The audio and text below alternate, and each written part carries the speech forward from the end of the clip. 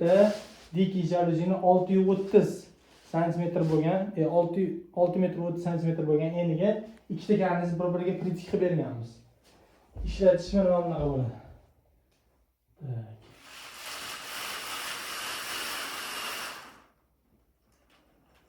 Kelib oldi. Endi chap tarafini.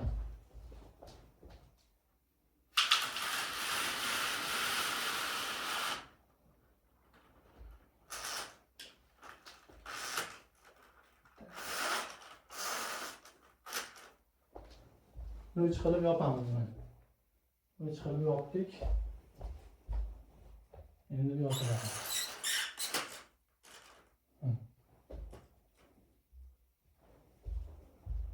Uch qilib yopdik.